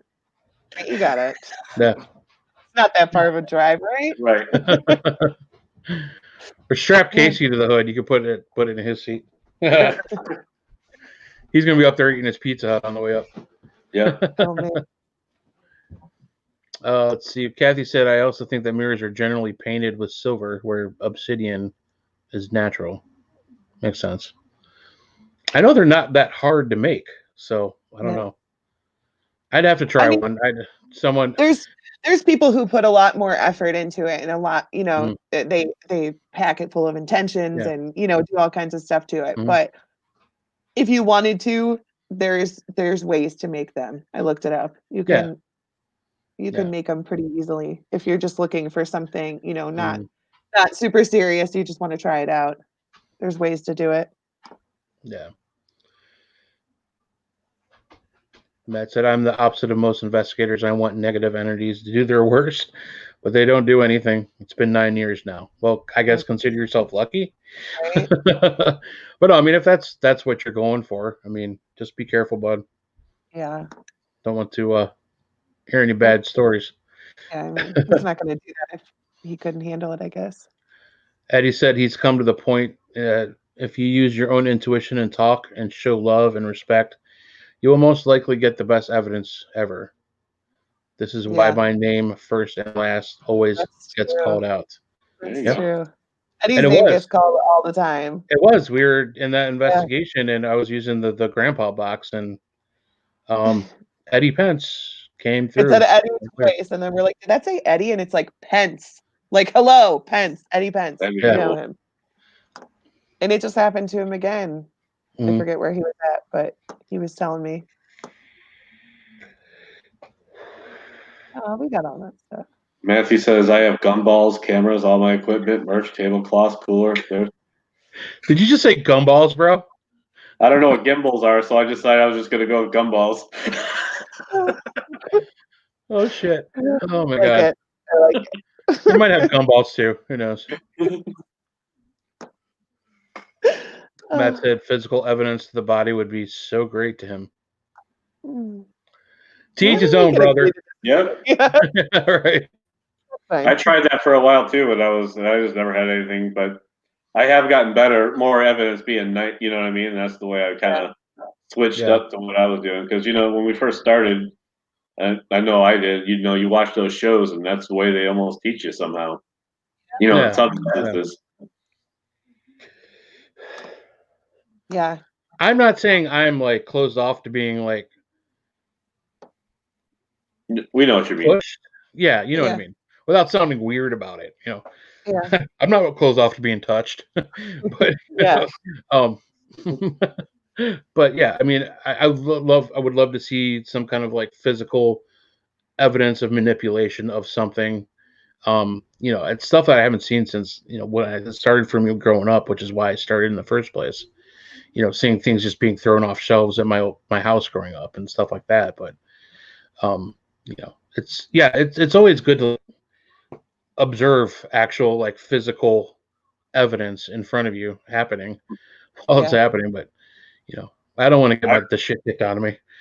I mean, I'd still like to something to happen, but yeah, I don't want to get my ass kicked. That's embarrassing to get your ass kicked by a ghost. You explain that one at the ER. Right? Who kicked your ass? Ghost. Yeah, so I called out this negative entity, and they kicked my ass. Not saying that would happen to you, Matt, but it's nice at most locations. Most are not negative entities. Correct. That's 100% agree. I definitely agree. And I think a lot of what people might label demonic are also just pissed off old guys that don't want you around. Right. Or they were a little loose up there, maybe. But yeah. Or there's somebody just going, "Hey, watch me get this guy to run." Yeah, right. Right. Yeah. Say the D word. Watch what happens. And then, D word. See what happens. Yeah. No, we get that a lot, and like an Ovilus or EVP or whatever will say like demon or devil, and we're at the point now where we're like, okay, we're not doing that. Just stop. Right. I know this was a nursing home. Like, calm down. Well, see, that leads me to believe too that some of these programs and apps, they have these word banks pre-programmed. Right. Like, how do we not know there's not some kind of maybe they were trying to say lemon, and it's the closest thing that's to it. You know what I mean? We don't know. Or they're obviously programmed for paranormal use, for paranormal investigation use. Exactly. So let's put a bunch of words in this word bank that are death, demon, ghost. We'll throw some names in there, some nonsensical words that will pop up that mean absolutely nothing. Won't say it all at the same time. We'll just jump around here a little bit. Yeah. We were with a I don't think it was a team. I think it was just people that came to investigate at Madison, and they had this app, and it was supposed to be like a spirit box or whatever, and it was seeing the creepiest shit I have ever heard, but it started like repeating the same things over and over and over again, so I'm like, okay, this app was cool like the first 5 minutes, but then after that, it goes on repeat and says the same things, but it was super creepy. Like it would whisper and be like, follow me, and you're like, what the fuck did that just say? Like, I'm right behind you, and you're like, good, but then like 10 minutes later, I'm right behind you in the exact same voice. So it was very obvious. It was just I did take the Perilous app for a test drive. We were out at a local spot here that's known to still have unmarked body graves in it, like in the middle of a residential area. There's this big park. And we use this app, the Perilous app that the Gateway Boys were using in their documentary, and we were getting some interesting stuff. We were getting a lot of like specific names, and they were old timey names. Yeah. Still, I got to go back through the history on the app because that's one cool thing about the app is it like keeps a running history of the words that came through. Yeah. So screenshot it and then you could go back and double check historical records or whatever to see if any of those names pop up. But I mean, we're getting some interesting stuff that would make sense. Did you? What's that? You Did you? Yeah. I downloaded it myself, and I didn't get as many names as we got. I got one name after I let it run for a while, but I was at work, and I just kind of let it go, and just to see what would happen with it, Mm-hmm. Yeah. Yeah, and a lot of them didn't make sense. I only asked a couple questions. Yeah. And but things like yours made more sense. We were out there where there was unmarked graves, and they were just doing a list of names. Mm-hmm. And they were definitely turn of the century, old timey names that you don't normally really hear anymore. So not real popular names anymore, I guess. But the apps are okay. I do like the Phasma box quite a bit. Yeah. I think people have to be wary though about any kind of app or any kind of ITC device, any spirit box. For sure. You can't just hear a name come through and just assume that person is actually the spirit that haunts the place. Right. It takes some digging and a little bit of historical work and more questioning, to more confirmation. You also want to make sure that you're giving you have a certain time where you're going to cut off where you think the answer should have happened to. Yeah. If you ask a question and all of a sudden 15 minutes later you get an answer, and you're like, oh my gosh, that's a little bit too long. Yeah. You're just trying to apply the answer to the right question. Yeah. Kathy wants to know where this place was. Random cemetery. Schneider Park. We were at Schneider Park in Akron. There's actually a really cool short documentary on it on PBS. It's actually on the PBS app. Actually, I think Kathy just shared that. Yeah, the documentary. I think she shared it on Facebook. Yes, that was the Akron one. Yeah. Because that's literally not even a block away from Mike. I mean, he lives right next to it. Yeah. And then another member of our team, Aaron, can see the park from my driveway. Yeah, you can see it from his driveway. Another member of our group, Aaron, literally lives right across the street from it. So I parked at Mike's. We walked around the corner, picked up Aaron and his wife, and Kate was with us, and we went out and just did some random EVP sections and stuff around the area where the bodies are still supposedly buried. There is proof that they were buried there because back before they made it a residential area, it was very swampy and kids would cut through there. And bones were coming up through the ground, and there would be remains. Yeah, through the 90s, even up until the 90s. Yeah, in the 90s, there's bones still coming up. Yeah. So, what was the name of the asylum that used to be there, or the infirmary? It was a mental. Summit Poorhouse. Yeah, Summit County Infirmary, but they also call it the Summit Poorhouse, I think. Yeah. So there was a Summit Poorhouse there that was on the property, and that was part of the area, and that was where they buried those who passed away because that's how they treated people. I mean, we've all learned dealing with these places, like Randolph Infirmary or Fairfield Infirmary and Madison Seminary. That's how we used to treat people with mental illness. And it's disgusting. But they had the Akron University of Akron had a bunch of students and professors from the anthropological studies go out there and do the radar. Yeah. Penetrating. Yeah. They did that. They did some excavation of a couple places, and they were it's not an urban legend. It actually happened. And some of those bodies are probably still there. They moved. They did relocate them. Yeah. The ones that they were able to dig up and identify, they did move to the Monroe Falls local cemetery, which is a couple miles away from where I live. So, yeah. If you look on Google Earth for Schneider Park in Akron, you can see where they were buried, and some are probably still buried throughout there. Yeah. You can see the indentations in the ground.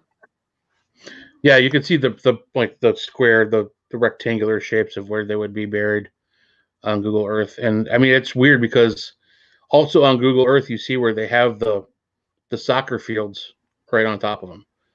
You know, that's crazy. Yeah. But Madison was running. Oh, sorry, I was giving Kathy's comment. Madison was running during the area when they used eugenics. Yeah. Yeah, and that's a big part of what this documentary was about, was what eugenics was and how we just we treated people who were not, who had mental disabilities. And one really cool thing was they interviewed people that were somewhere on the autistic spectrum, and they actually used them to they used them to play parts. Yeah, they like acted out the parts of the people that were there in that area. Yeah, it's a local autistic theater troupe that they do plays and musicals and stuff, and they were asked to be part of this documentary. And they cut to like different scenes where you see them like practicing their parts for this documentary, and they like interview these. Watch that. Yeah, they interview these people, it's very and good. it's really interesting. And it gives you a lot. It's 27 minutes long. Yeah, it's real short, but it gives you a lot to think about, because the horror stories we hear by digging into the histories of these places that we investigate at, then seeing these people modern day and how they're living, and they're functional people. Right. They're important people. Right. They're functional people, important to our society as a whole. I mean, they bring a lot, just as much as anybody else, if not more. Right. And we were just locking them away. Yeah. No names. They were called, what were they called again, Mike? Hoppers? Yeah. I don't know. Yeah. Inmates. They had wooden. Yeah, inmates. Yeah, they're called inmates. Just like they did, that's right. They just had wooden markers that eventually just rotted away and disappeared. But if you do Google Earth, you'll see dark spots, and they are great. Like how they were buried, you'll see it. That's crazy. Yeah. That's terrible. Yeah. So the time era would have been right around the time, like Kathy said, when Madison had the Opportunity Village running. So it's just a lot of correlation with how we used to treat mentally handicapped or people with mental disabilities. If you think about it, like the Nazis used eugenics a lot. Yeah. So it just tells you how kind of bad that is. Right. Yeah. But it was interesting. We were getting when we first walked onto the field, we all kind of got hit with this weird. There's just like weird feeling. I don't even know how to explain it. It wasn't even. It was pretty warm that night, if I remember. It was warm. Yeah. And we walked onto as soon as we crossed the street from Aaron's house and walked onto the field, you got almost this chill, this crazy chill, and there was this really dense energy to it. Yeah. And it dissipated over time, but it would pick back up. We'd walk to another part that was also part of this unmarked cemetery, and all of a sudden there was that feeling again, and the Perilous app was going off with. That's when it started spouting out a bunch of names, and we had the EDI device. We're out in the middle of a park. There's really nothing out in the middle of this park to be setting this thing off. Right. And I'm like with my phone, I'm like keep walking with my phone setting it off. I'm like 15, 20 feet away from right there. Yeah. I mean, I literally had to be like right up on it for it to set off. But I mean, the reason I tried it though, because it did go off when I was putting it down and my phone started going off. So I just right away, I'm like, I don't know. But yeah, I mean, there would be sessions where the EDI device would just go hysterical, and it was correlated with, everything else that we were getting, the EDI device and the feelings, and Mike did the thing. I'm going to walk around, and when I get to where you need me to stop, set the EDI device off. Yeah. And it it did eventually. I mean, it worked. Yeah. Like you got to a certain spot by a tree where there was also known unmarked graves. And then the perilous device actually started spouting off more names. That's where it started spouting off names when we were by that tree. It was just like almost one after, right after another. Yeah. Wow. Yeah, Kathy, I was always told never to walk on a grave too, but apparently we play soccer on them now. Yeah. Yeah. I think his only stipulation was that they couldn't build like basketball courts and stuff like that on it. Yeah.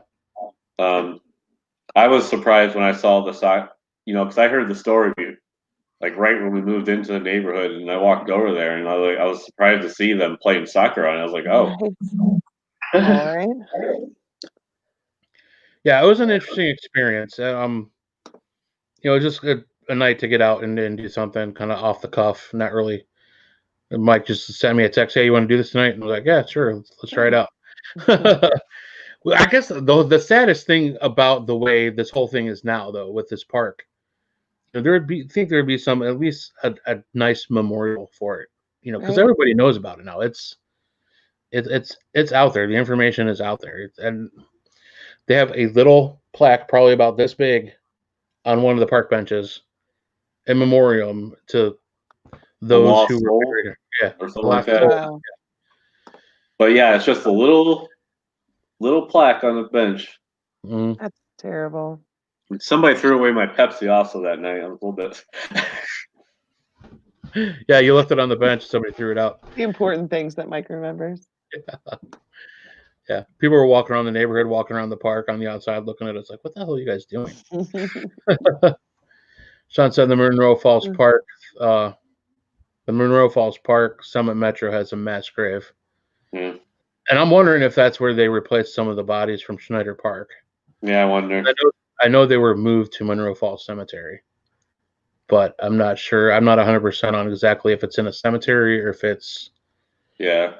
But he's right. I was walking around one of the metro parks in Monroe Falls, and it's just weird. You're like a nice cemented path. You're going through the fields, and you're kind of going around back into the woods a little bit.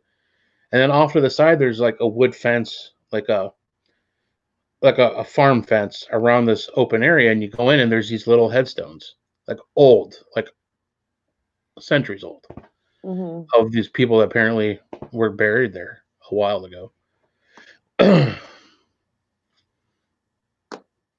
Holly has a question. Is it a green cemetery or just a repurposed cemetery?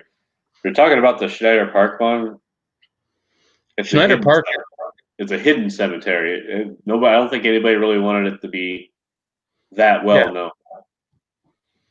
No, I mean it was just like any other asylum that operated during that time period, where the people who had mental disabilities or mental health issues were just discarded. Mm-hmm. They weren't treated as people, and when they passed, they were just discarded in unmarked graves. Yeah, some of those graves look, or at least most of them, I can't tell if it's just the view on Google Earth. They look pretty small. I'm sure a lot of them are children. Yeah. Yeah, it's a sad thing. It's a sad area. And nobody in that neighborhood is going to want a big memorial there. I can tell you that right now. No, because I mean, I understand that, because there's a lot of families, a lot of young kids. I mean, I think it should be there, but right. Oh yeah, I agree. It should be there, but yeah, like I mean, you don't have to say how terribly these people were treated or anything, but like at least something bigger than a little tiny plaque would be nice. Right. Yeah. Some kind of acknowledgement, something. Right. I walk in that park a lot, and I used to sit there at I was telling Ray and Aaron that night. It's like when I couldn't sleep, I'd just go sit in the park. There's a bench right on the island, just kind of stare off. And then I asked Aaron, I was like, you know what? You see people walking across here at night. How do you know they're really people? Yeah, right. Like seriously, because we see shadow figures and stuff. You see somebody walking through the middle of the park in the middle of the night. You got to kind of question it a little bit. Right. I mean, I made the joke that Aaron should run out there and touch him and go, "Okay, you're alive." But You're living. Carry on. Thank you Yeah. very much. Just had to check. Kathy Ghost made check. a good point. Ghost check.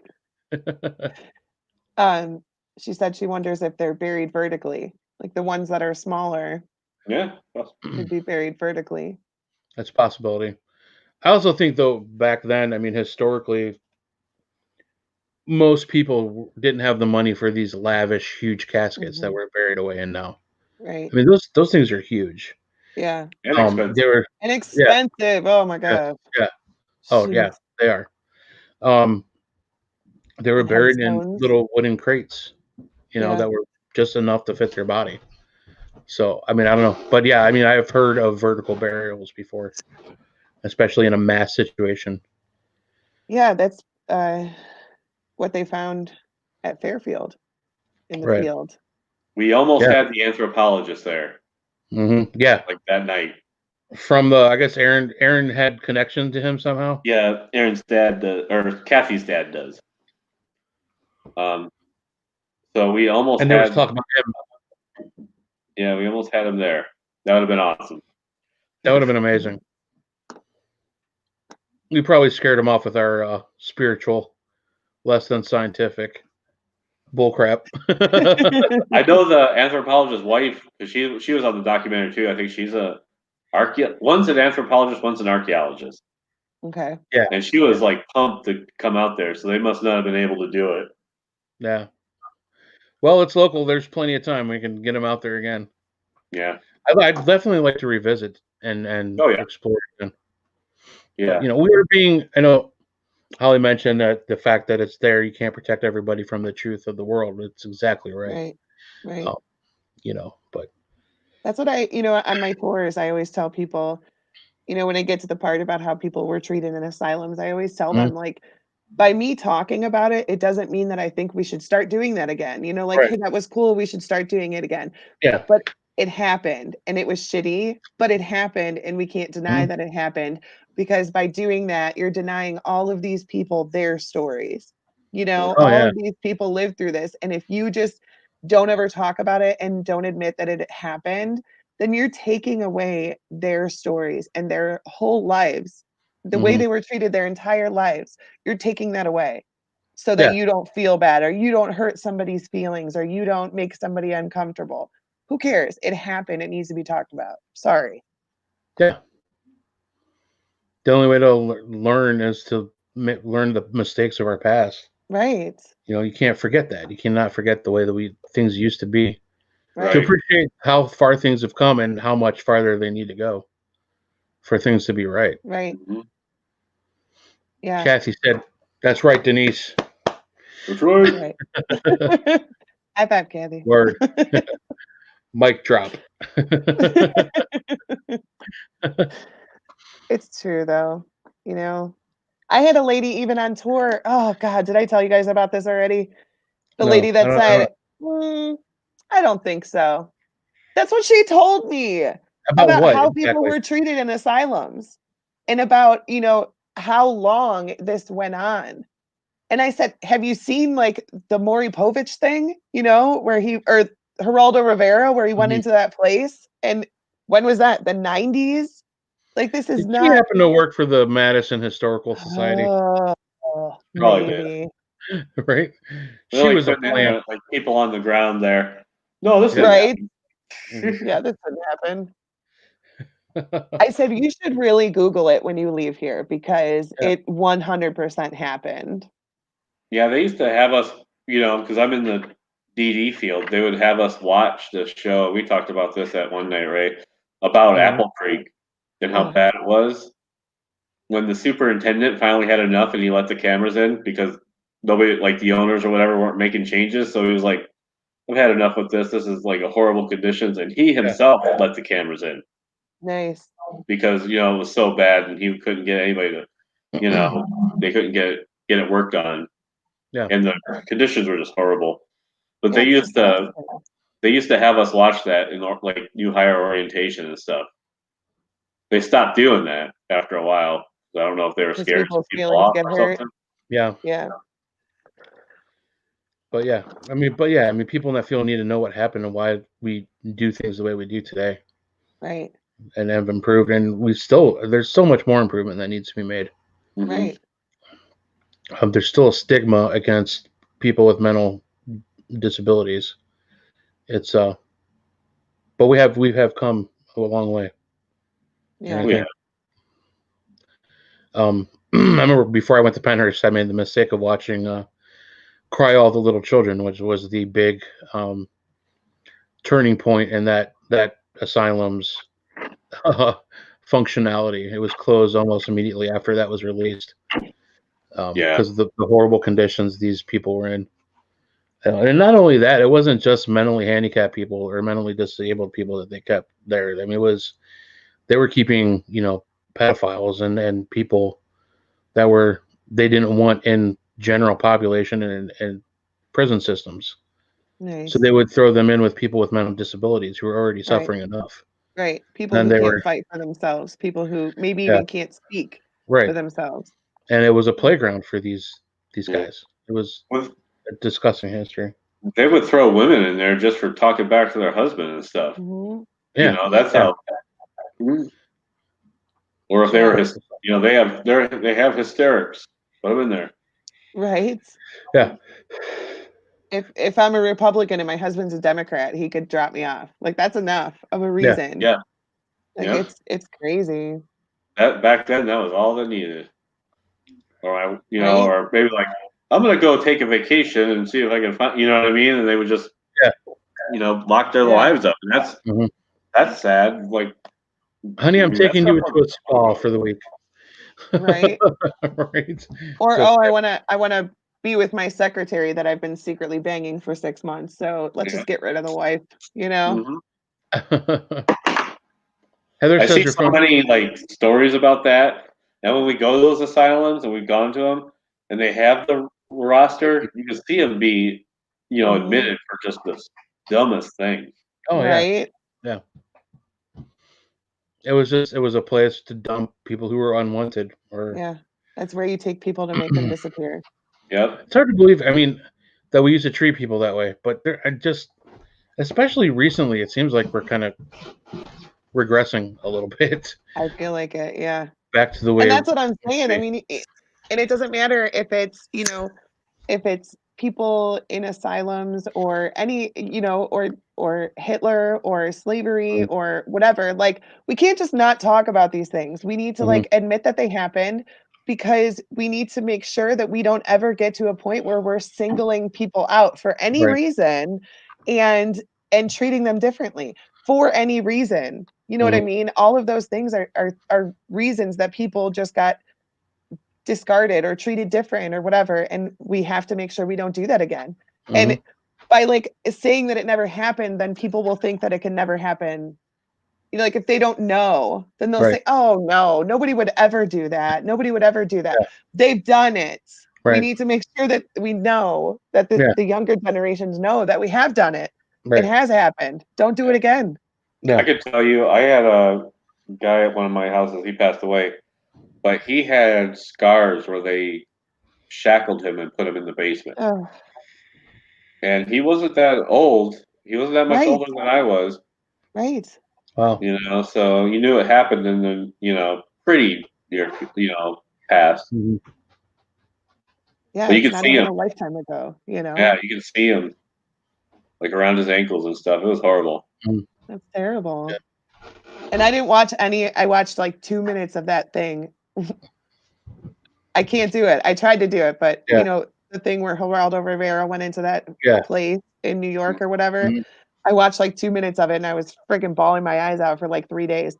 But seriously, when was that? The 90s. Yeah. That was not that It long wasn't that ago. long ago that we were still treating people this way. Right. Not Well, at it all. wasn't that long ago that they outlawed prone restraints, Right. Yeah. I mean, we can't hide it anymore. We can't Mhm. just not anymore, but we can't just hide it. Right. Yeah. Oh, maybe if we don't talk about it, then people won't do that. That's not really the way that works. Yeah. What's good nowadays, there's a lot more visibility, there's a lot more positivity about it. Right. Mhm. But there's Yeah. still there's still more work to do with that. But Oh, it's for not, sure. you know, it's not that much of a stigma. There are still people out there that will. I've seen them talk bad, even when I've taken somebody on an appointment. This is when I used to work in the houses. I had a guy with autism. He like ran through the door, and the lady was like, "Excuse me," you know. And I justified it, but I felt like I didn't have to. I Right. shouldn't have to. Yeah. You know, once I said, he has autism, they're like, "Oh, I'm sorry," but still, it wasn't hard to tell. Right. Yeah, right. Like it's good that we're saying sorry now, but maybe we Yeah. should just not even make the comments to begin with. Exactly. And hopefully we'll get there. We had tremendous strides, but Right. people are still assholes. So there's that. That was a digression. I know.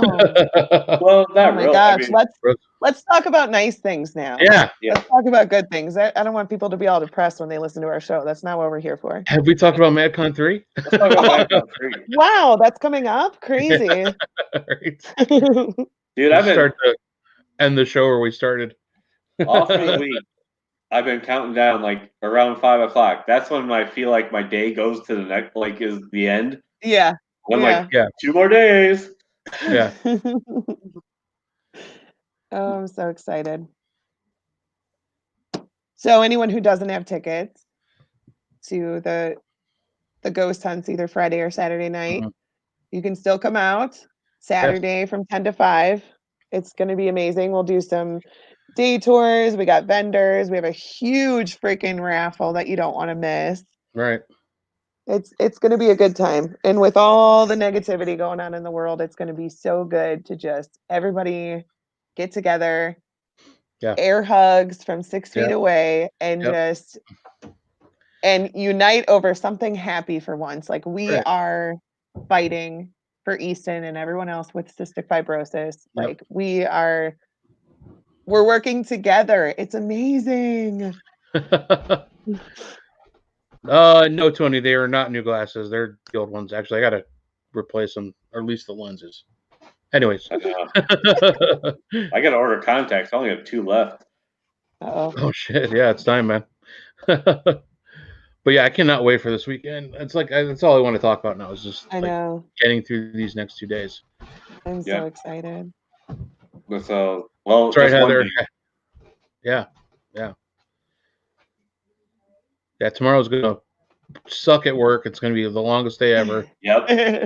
I'm already prepared for it. Friday's already rough as it is because of the show. It's just like up so late that night because as tired as I am now, it'll still take me another hour and a half before I can decompress enough to be able to go to sleep. Oh, that's so cute. So cute. I'm usually up until like 4. Wow.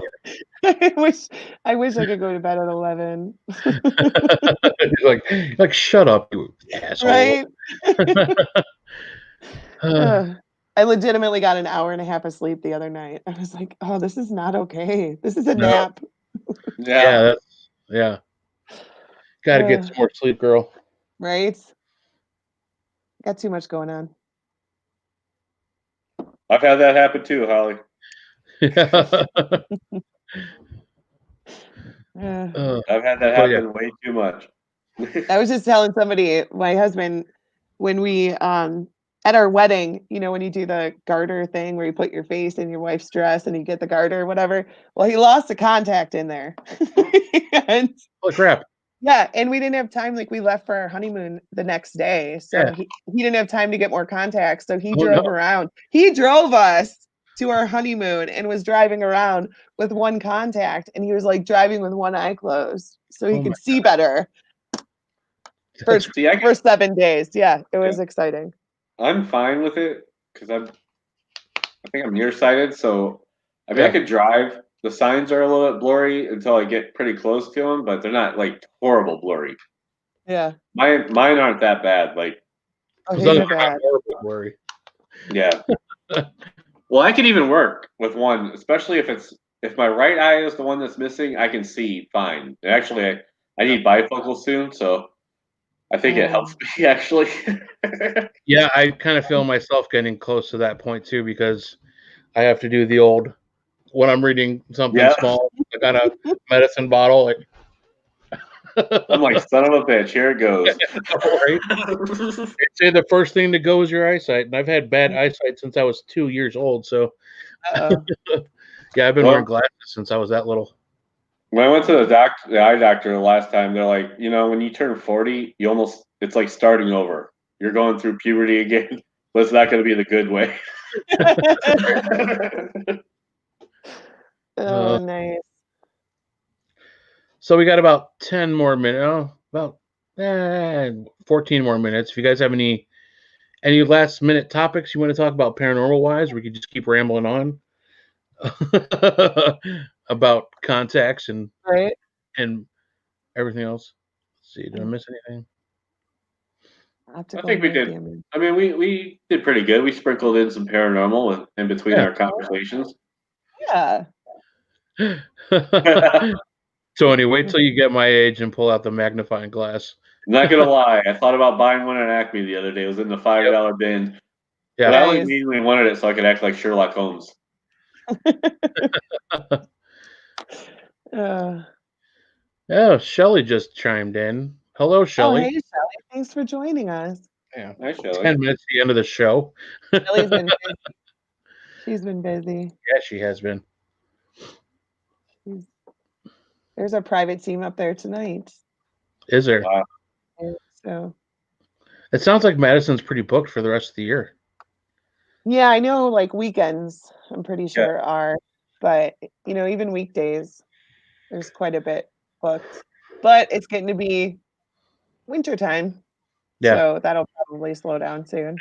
Yeah. But Shelly, everybody kind of goes into paranormal hibernation. Yeah. Right. Some people do. Yeah. I feel like this whole year has been paranormal hibernation. I know. Maybe this winter will be different because everybody's so sick of being stuck in the house. They're like, I don't care if it's 10 degrees, I'm going. Right, exactly. Things are open. Let's go. Yeah. Shit, we've done that when there has been no pandemic. Right. Yeah. We did my son's birthday parties at the seminary in February for the last 2 years. Oh, really? That's awesome. I'm a cool mom like that, Do they actually ghost hunt, or do they just kind of run around and? We bring them. It's only like 3 or 4 kids at a time. Okay. Like we don't have 20 people there. Yeah. But yeah, I take them ghost hunting and. It's not the big family birthday. Right. Okay, I have my whole family over. Yeah. My daughters have been like begging to come back up and see it again. So I keep saying, I'll take you up to a flashlight tour, but then I keep putting it off. I think they could handle it. I think they'd be fine. Flashlight tours, yeah. Especially if you did like one of the first ones. It's still a little bit light out. Yeah. Yeah, I walked them through during the day. They really enjoyed it. And every time I go there, they're like, "Oh, why you got to go there without us? Why are you going without us again?" They probably would love it now, especially with everything all set up like that. Everything's so pretty. Mm-hmm. They would love it. You should bring them back. Yeah. But it's like my it's like my getaway place. Right? No. Oh, I hear you. I hear you. Heather says if you need anything, she'll be there Saturday and staying for the hunt. Yay. Can't wait to meet you, Heather. And if I already have, I apologize. I met a lot of people last time I was there. But I just also I suck with names. So yeah, right. I've met so many people there. There are probably several people that I don't remember. But there's a lot of people that I met there for the first time, like Eddie is one of them. No, he's one of our good friends, and I don't even know how I met Eddie. He just kind of started showing up, and then he was just there all the time. I don't know. I don't know where the first time. Yeah, the first time I had talked to Eddie for a while on Facebook. Yeah. And then I finally met him last year at MadCon. Tony said his grandson loved it. Cool. Yeah. I mean, I gotta try to meet some people. I always stay behind the table and not like talk to anybody. You're not gonna have a choice this year, buddy. Yeah, gotta talk to people this year. If we're gonna be broadcasting as much as I'm told we're gonna be broadcasting, you're gonna be talking to a whole lot of people. Right. Yeah. You got no choice. That's fine. It'll be good though. I'm so excited. Yeah. Yep. Cryptic Paranormal Show will be broadcasting live from MadCon 3. It'll be good. MadCon. Yes, that's the first time I met Tony and Kathy. They came out to one of our team's public ghost hunts that we hosted there before Adam purchased the building, which was really cool. Actually, it was their anniversary weekend, I believe. Oh yeah, I was there. Is that when Michelle? Yeah, that's when I went. Yeah, and Michelle Belanger was there, so it was a really cool time. We had a good time. That was. Oh, that's where I met Tony there too, but I don't remember. I just feel like I've known Tony forever. I know, right? Well, you just said 2014. I mean, it's already been 6 years. Yeah, Tony and Kathy, like I just felt like I've known them forever, but like I couldn't pin where I met him. That's where I should have met him if you know what I mean? Yeah, right. Yeah, Madison has a lot of connections for us. Where we met Trent. Yeah. Trent came out to one of our public ghost hunts. I think it was the same one. Yeah, it was. I believe it was the same one, and we immediately asked him to be part of the team because he was we felt he was such a cool guy, and he was really wanting to learn, how to, I don't say proper because we're not. I mean, we're Dark Alley. We're not proper. You guys are official. You have a certificate, right? So. Well, I print them off. You still got to print them off. He ran a printer ink. I do it at work. Nice. Right. That's where all printing should be done. Yep. Yeah. I've only done one certificate just in case somebody's watching from work. It was mine that said Certified Ghost Hunter, signed by Casper the Friendly Ghost. Yeah. Nice. Yeah, Michelle came out for your anniversary, Kathy. Tony said he grows on. I sort of grow on you. Yeah, you do, buddy. And then Kathy said we may have had a few lifetimes together. That'd be interesting to dive into. Yeah. Some past life regression. Yeah.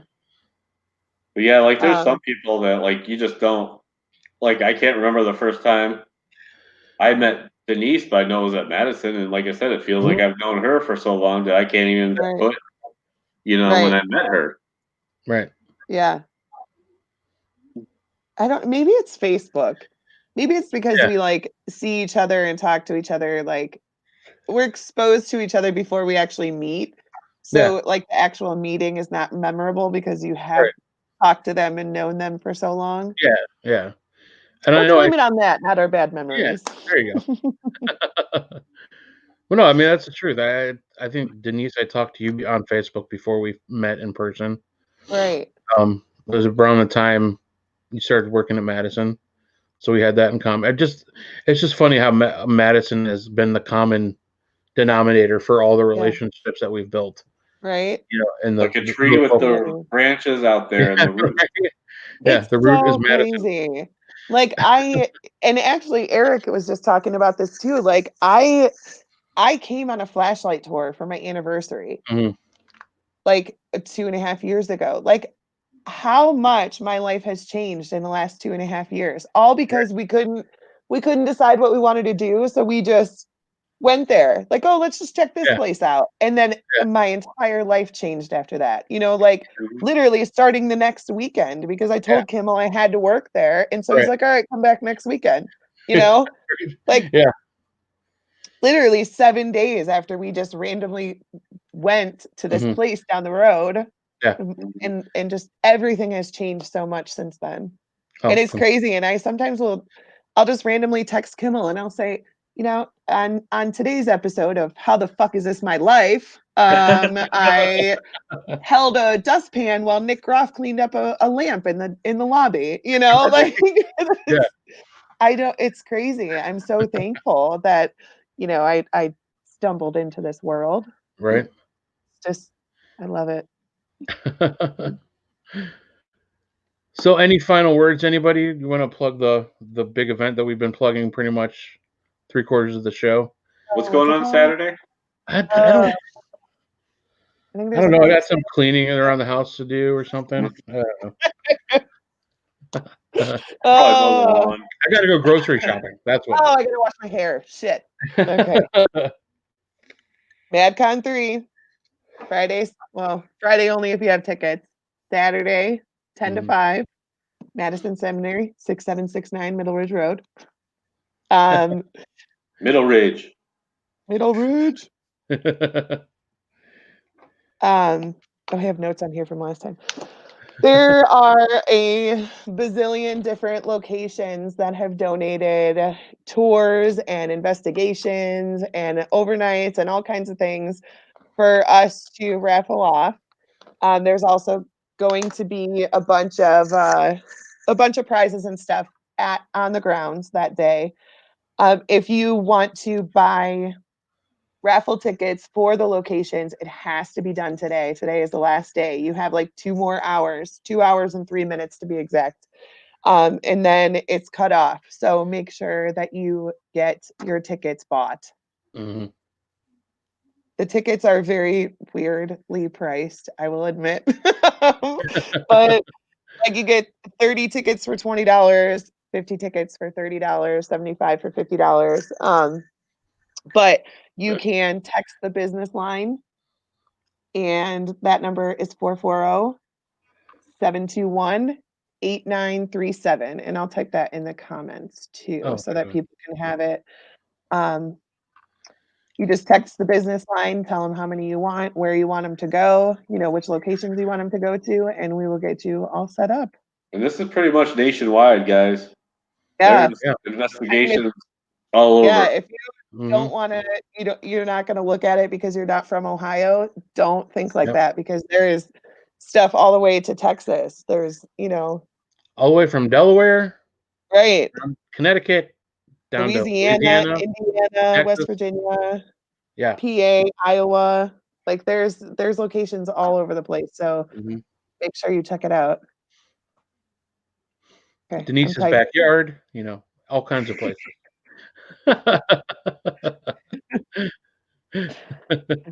Next year, I think we should have a camp out in my backyard, since we're not allowed to do it at the seminary. It's against the rules for us.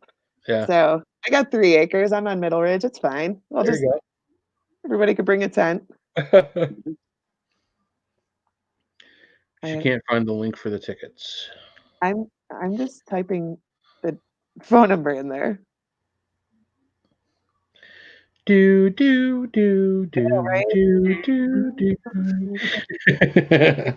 right, so there's the phone number for the seminary business line. That's where you can text to purchase tickets. Only until midnight. Time for gloriousness is running out, folks. You have a shot to visit, possibly ghost hunt all these amazing locations. Right. Get your team together. This may be the only chance you have to come anywhere close to some of them. Right. Being able to see these places. So. Yep. Right. And it all goes for an amazing cause. Yes. Fight CF. You see it right there. That's right. # Easton Sluggers. That's right. So I cannot wait. I'm excited. Hell yeah. So everybody tune in on Saturday too. Yes. Yeah. We'll tune in. Keep your eyes peeled to Facebook and YouTube, the RU Media Network Facebook page and YouTube channels. You'll be seeing us sporadically throughout the day, from what it sounds like, for a lot of the day. Interviewing some of the guests, the featured guests, interviewing some of the vendors there. We're going to be all over the place. It's going to be really cool. It's going to be fun. I'm excited for this. Excited for the opportunity. Dark Alley, my paranormal team will be there. Check out our tent. Cryptic Paranormal Show, like I said, will be there. Brian Baum said, "Can't wait. Going to be crazy." Damn right it is. And yeah, it's going to be good times, guys. Yep. So that's it, guys. That's another episode of the Cryptic Paranormal Show. Thank you for hanging out with us. It was a blast. We had some good discussions, a lot of MadCon 3 talk, because we're super excited. Yeah. And looks like most of you will see you Saturday. Yeah. some of you, if you can't make it, I'm sure you'll definitely be there in heart because you guys are all big supporters of the movement. And we'll spook you later, crypto heads.